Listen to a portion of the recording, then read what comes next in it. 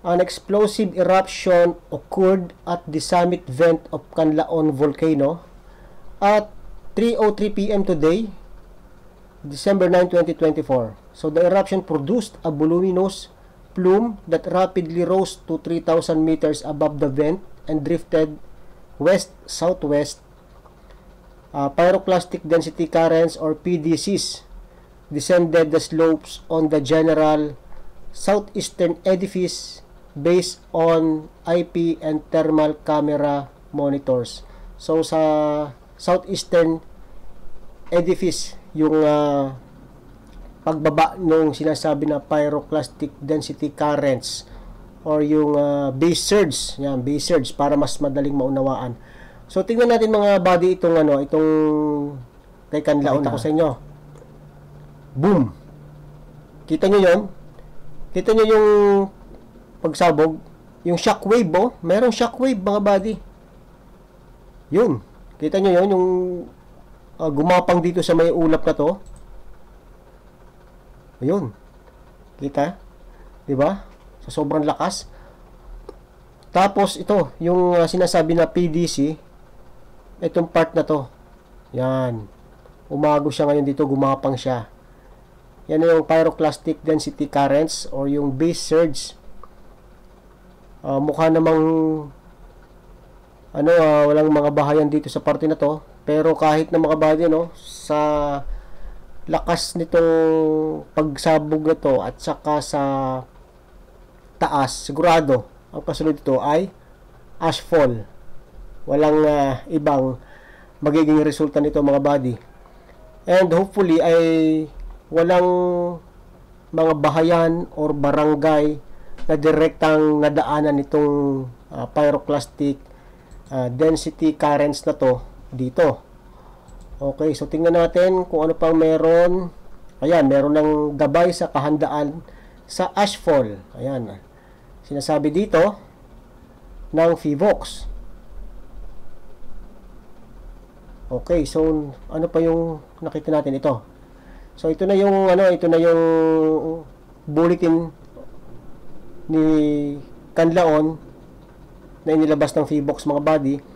This serves as a notice of alert level raised from alert level 2 to alert level 3 of Canlaon volcano. An explosive eruption occurred at the summit vent of Canlaon volcano at 3:03 p.m. today. Ayan, yung binasa natin kanina. So, in view thereof, DOST PHIVOLCS is raising the alert level of Canlaon volcano from alert level 2, increasing unrest, to alert level 3, magmatic unrest. This means magmatic eruption has begun that may progress to further explosive eruption. So, posible pa na magkaroon ng further explosive eruptions. All local government units are advised to evacuate the 6-kilometer radius from the summit of the volcano and must be prepared for additional evacuation if activity warrants. Yon. So, sinasabi dito mga body na bumaba itong PDC or pyroclastic density currents sa southeastern edifice. Okay, so tingnan natin dito sa sa Google Earth. Dito sa bagay ito ay north, dito ay east, dito ay west, dito ay south. Okay? So southeastern edifice, ibig sabihin dito sa parte na to mga body. Ito. Yan. Dito umagos yung PDC. So, ano bang mga bayan or barangay ang nandito? Tingnan natin. So, sa mga bayan na nakapalibot, napakarami. Ayan. Kagaya nito, kung dito sa southeastern, so ito yung maapektuhan, itong lugar na to, itong pula. Pero parang walang masyadong bahayan dito, kaya okay lang. Ito, nako, ito. Ito mga body, may mga bahayan dito, no? Kung southeastern yung agos nung yung gapang nung base surge. Tapos napapalibutan siya ng bayan, yan, Canlaon City, itong La Castellana, La Carlota, maraming bayan sa Negros na nakapalibot dito. Pero yung ating pinapakita lang sa inyo ay yung southeastern edifice, ibig sabihin dito galing, dito umagos, kung yun ang ating pagbabasehan, ano, yung base surge.